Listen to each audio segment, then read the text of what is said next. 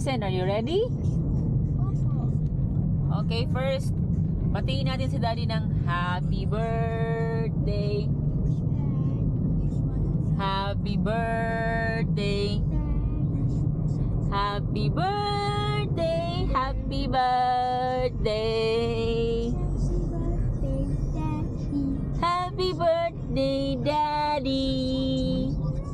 Happy birthday. Di naman sasalita itong isang I-celebrate natin ang birthday na to ng napaka-espesyal. Dito yan sa the tourist capital of Laguna sa Pagsanghan. First time nga namin makapunta sa lugar na to. Hindi ka nga mahihirapan papasok papunta dun sa mismong camping site. Search mo lang sa Google Map or sa Waze, Dario at Magdalena. For sure ay mag-i-enjoy ka at sigurado ako, babalik ka. Isa sa mga dahilan kung bakit gustong-gusto kong mag-camping kami. Ito kasi yung mga isa sa mga nagiging outlet namin para malabanan yung stress. Uy, kailangan kaya natin to. Alam mo na, para naman humaba-haba pa yung buhay natin, di ba? Relax din syempre tayo, kahit paminsan-minsan. At andito na nga kami sa campsite. Okay, let's do this!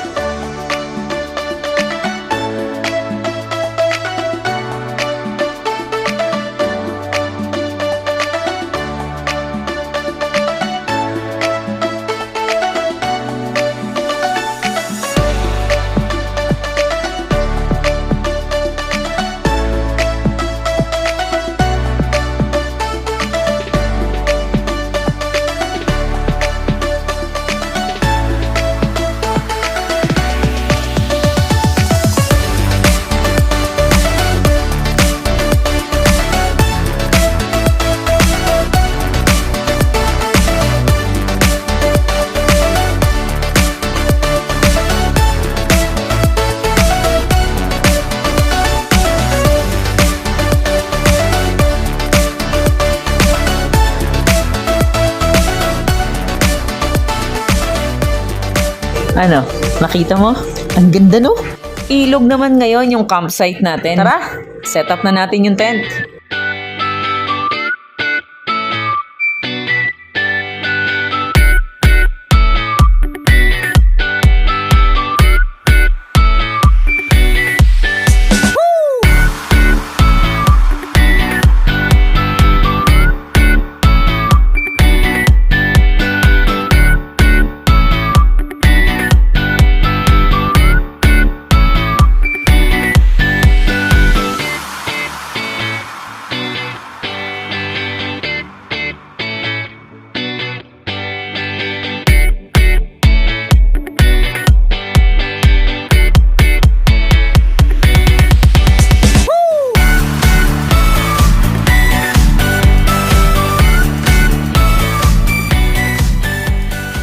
Sobrang nakaka-relax sa lugar na to. Bukod sa puros puno nga ang paligid mo, walang masyadong maingay dito. Maririnig mo nga lang dito is yung mga huni ng ibon, meron ditong kabayo, at yung mga agos mismo ng ilog. Kaya kung hanap mo talaga yung mismo yung marelax ka, and yung close sa mismo sa nature, must visit ang campsite na to. After nga namin mag-set up ng tent, ito pahinga lang ng konti kasi maya-maya mag-ready na tayo kasi nga, syempre birthday boy, kailangan natin mag-ready para sa handa niya. At ito nga si Little Giovanni, turuan natin magkuha ng tubig para naman mabanat-banat yung mga buto nito. Ang maganda nga sa campsite na to ay meron silang parang centralized kitchen. Doon ka mismo kukuha ng tubig, panghugas ng pinggan. Pwede mo rin tong magamit kung gusto mong gamitin para sa pagluluto nyo. At isa pa nga sa gustong gusto ko dito is yung design mismo ng kanilang CR. Napakaganda at napakalinis. Yan, feeling maganda lang.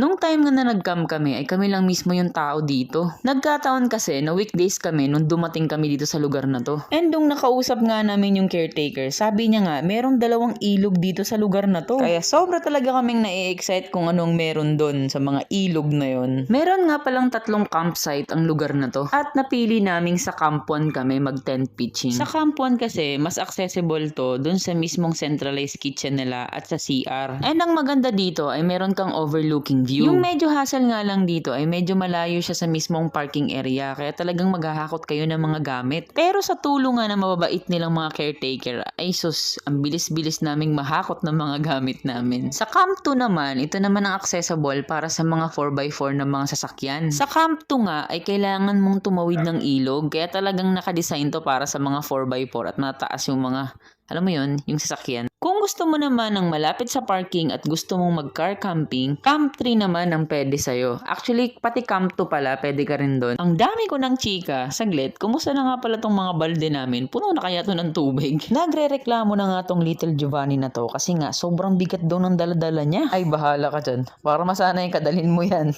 Wala tayong panghugas ng pinggan. Sunset na nga to, tingnan mo naman. Napakaganda ng lugar. Sarap tumira dito sa lugar na ganito. Nakakamiss talaga sa probinsya. Kailangan nating mag-ready kasi syempre kailangan natin din celebrate ang birthday ng asawa ko. Kailangan nating magluto ng foods para mamaya. Mukhang pagod na si Little Giovanni. And for sure, babawi to mamaya. Kaya okay lang yan, baby boy. At least masanay ka. Magbanat-banat ka ng buto. Sinimulan ko na lutuin yung baon naming pasta. Mabilis nga lang tong lutuin kaya panis lang to. Wala naman silang choice kundi kainin to, 'di ba? Oh, unang tikim. Yummy. Parang napaisip pa ako, masarap ba talaga? Dumidilim na, so let's turn on the lights.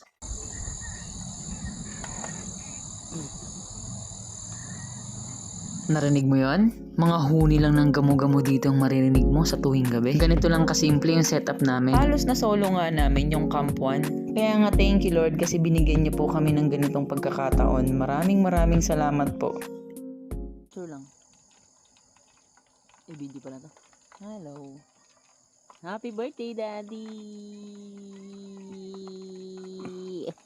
Sa lahat talaga ng pagkakataon, pag binibidyohan ko at pag pinipicturean ko tong isang to, laging nakawaki. Siya ulit yung nakatoka sa frying. Siyempre, abay matalsikan ako niyan. Eh di finish na.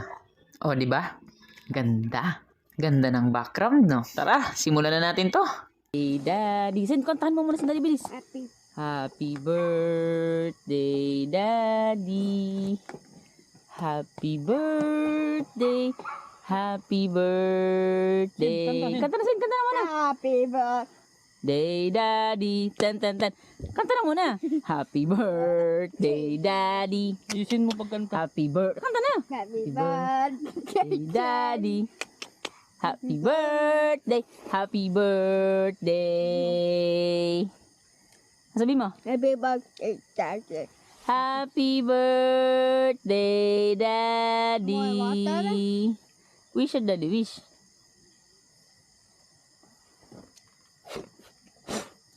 Wow! Happy birthday, Dad. Happy birthday, Han. Sana bigyan ka pa ni Lord ng mahabang buhay. Bigyan ka pa niya ng mahabang buhay para mas lalo mo pa akong asarin. We love you so much. Happy birthday, Dad. Happy birthday, dear Daddy daw. Happy birthday, Happy birthday, dear Daddy. Kilikili. Ay! Aray, ba naman matut? Good night. Good morning! Ang ganda ng araw ngayon. Parang masarap ngayon mag-picnic no? Kaya nga naisipan namin ng asawa ko na doon kami mismo mag-almusal sa tabing ilog. Kaya bago ang lahat, i-prepare muna natin lahat ng mga kakainin natin at dadalhin doon sa kabilang ilog. Look at the view, man! Yung ilog at ang mga puno hindi yung bako Sarap lang sa pakiramdam yung magpe-prepare ka ng pagkain tapos ganito yung makikita mong overview, diba? Huwag natin kalilimutang ipagpasalamat to sa Diyos kasi napakaganda ng opportunity nito at nai-experience natin ang mga ganitong bagay at pagkakataon sa buhay. Fried rice para sa breakfast ng ating magama. Thank you Lord for these blessings.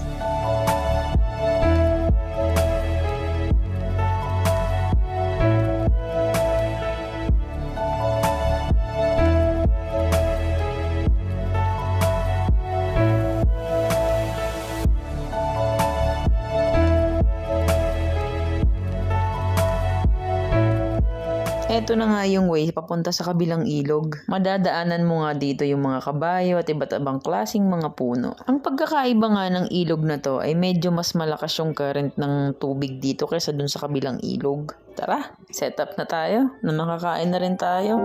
Sarap sa pakiramdam ng ganito, kakain ka sa mismong tabing ilog.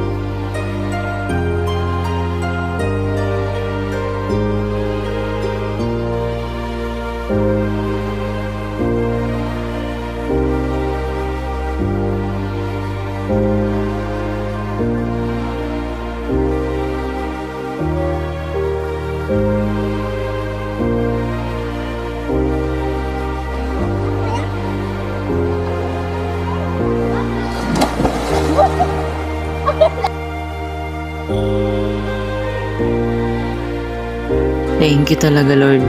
Kasi lagi mo akong binibigyan ng pagkakataon na maranasan namin ang pamilya ko na magkakasama kami. Maraming salamat, Lord, sa'yo. Sa buhay na binigay niyo.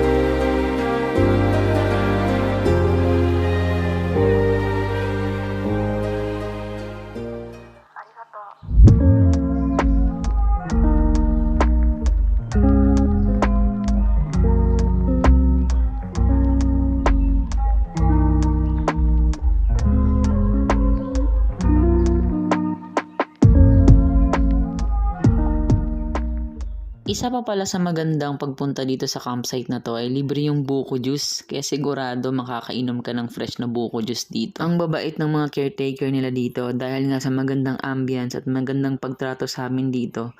Imbis na isang araw lang kami ay nag-extend pa kami ng isang araw. Dahil nga sa weekend na to, medyo dumami na rin yung mga tao na dumarating. This is our last day and kailangan na mag-pack up, so pinainom ko muna si Arsen ng buko juice para naman at least sa umaga, syempre ma-refresh na rin siya. Yung dalawang magkamukha nga ay naligo na ulit. Kailangan nilang sulitin yung mga natitirang oras namin dito. Pero syempre ako, kailangan ko na rin magligpit kasi maya-maya uuwi na kami.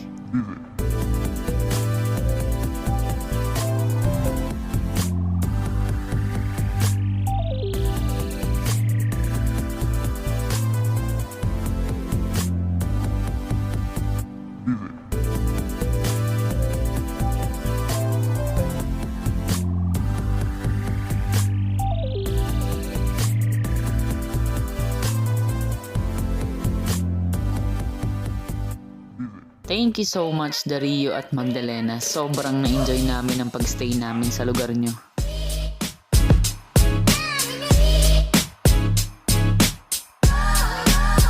Same as sa lugar ng Pagsanhan, Laguna. Thank you so much.